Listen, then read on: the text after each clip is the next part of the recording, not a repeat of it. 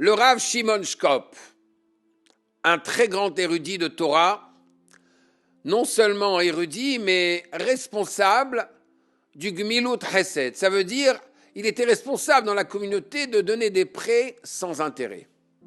Et voilà qu'il regarde dans son calepin et il voit que M. Goldstein, qui avait emprunté de l'argent, qui devait repayer le 18 du mois, on se trouve maintenant le 25 du mois, il n'a toujours pas payé.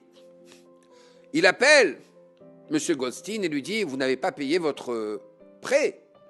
M. Goldstein lui dit « Mais pardon, monsieur le rabbin, je vous ai payé la semaine dernière. » « Non, non, pas du tout, je ne me rappelle pas. Vous n'avez pas payé votre prêt. » Et voilà que toute la communauté est au courant de cette situation malheureuse. M. Goldstein n'a pas payé.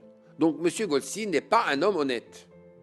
Les semaines passent et voilà que le grand Rav Shimon Shkop, tellement concentré dans son étude, tourne la page et voit une enveloppe avec le mot « Monsieur Goldstein, repaiement du prêt ».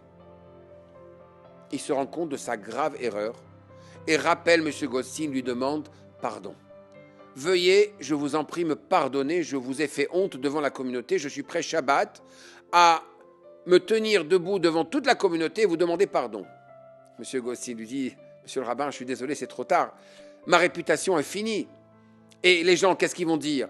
Ils vont dire tout simplement que vous ne voulez pas faire honte à un juif. Ils ne vont pas vous croire. Que fait-on dans une situation pareille? En fait, c'est un peu ce qui s'est passé au peuple juif. Vous savez, dans la paracha de cette semaine, paracha de Trouma, Dieu nous dit « Va'asuli migdash ve'shachanti betocham » Faites pour moi un temple, un sanctuaire, et je vais résider parmi eux. Nos sages nous enseignent que ce commandement est venu après la faute du veau d'or. Après la faute du veau d'or, Dieu dit à Moshe « Laisse tomber.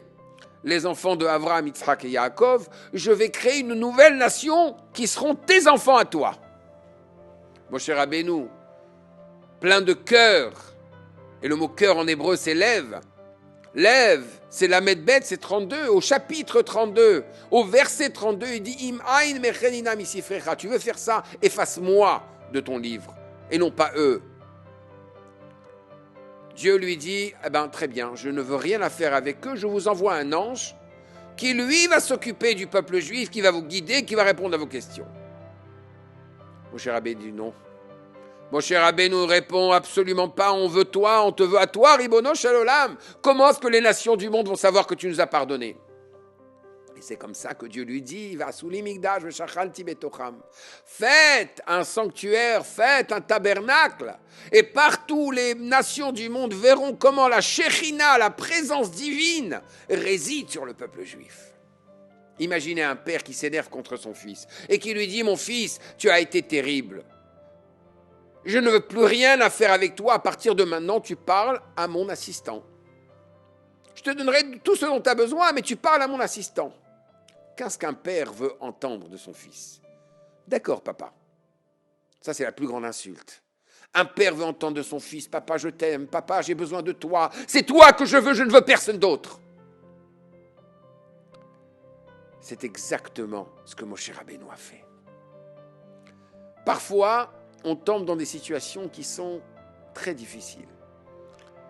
Mais justement, même quand on fait un péché et qu'on pense qu'on s'est éloigné de Dieu et que ce n'est pas récupérable, ce n'est pas réparable, il faut savoir qu'à ce moment-là, Dieu ne demande qu'une chose, il demande qu'on s'attache à lui encore plus. Pour revenir à notre histoire, le Rav Shimon Shkop dit à M. Goldstein, vous savez, c'est vrai, je ne peux pas réparer ma faute. Mais faisons la chose suivante. J'ai un fils, vous avez une fille. Faisons un mariage entre les deux. Les gens croiront certainement que je ne vais pas faire un mariage de mon fils avec la fille d'un ganave, d'une personne malhonnête. Et c'est comme ça que d'une situation négative est venue une situation beaucoup plus élevée, une situation encore beaucoup plus positive. Et ça, c'est la leçon de la paracha. Chacun de nous, peu importe la situation dans laquelle on est tombé, même si tu es tombé, tu peux toujours retourner. Non seulement tu peux retourner, mais tu peux retourner avec une force encore plus grande. Juste dis à ton père, Hachem, Abba, Papa, je veux être près de toi. Shabbat Shalom.